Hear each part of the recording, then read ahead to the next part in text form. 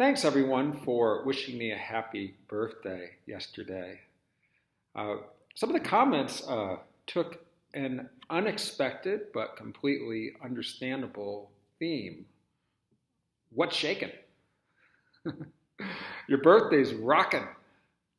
Some clever, this is your fault comments.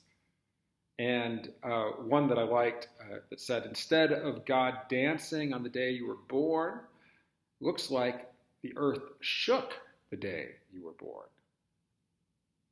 One stuck with me. The comment said, pandemic, birthday, earthquake. Seems like we're just one sign away from something big. Yeah, I know that was a joke. It was pretty funny, actually, and yet it hit a little close to home. You see, honestly, it wasn't a good birthday yesterday. Oh, there were some good moments. I arrived home from church, and Sienna and Mommy had decorated the house in birthday celebration and surprised me and got a little cake and such, and oh, that was lovely. But it wasn't a good birthday because anxiety dominated the day. You know, when that earthquake started, it took a number of seconds before I could comprehend what was happening. The feeling was so unsettling.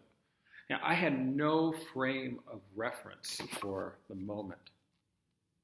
The aftershocks that followed weren't as jarring, but they added to the anxiety, both as they happened and as we started waiting for the next one.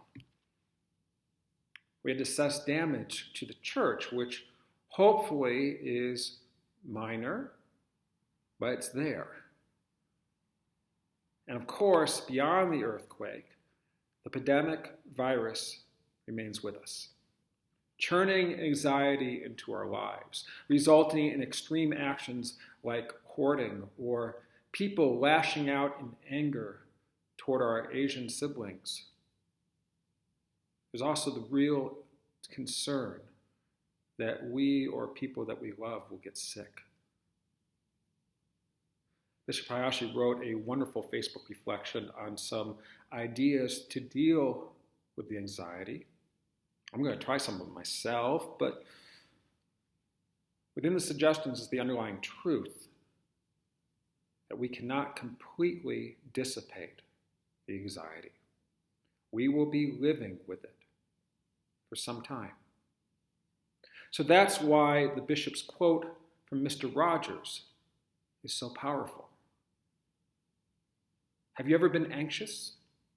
Have you ever been so worried about the future that you didn't know what to do? I've been that way. It's okay to be worried or anxious. I believe this was true in the first century as well, among the people with whom Jesus lived. I think his teachings acknowledged the anxiety. They were certainly said within a culture of anxiety, but there was something else. It wasn't denial, but rather a refocusing to say that in addition to the things that produced anxiety are the promises of God's love and presence. God's care and concern was to be reflected in our own actions towards ourselves and one another. Put forth the best practices to mitigate anxiety as best as you can, but know you will be living with it as well. Be in solidarity with one another, and your kindness towards others will soothe some of the journey, even as the earth shakes.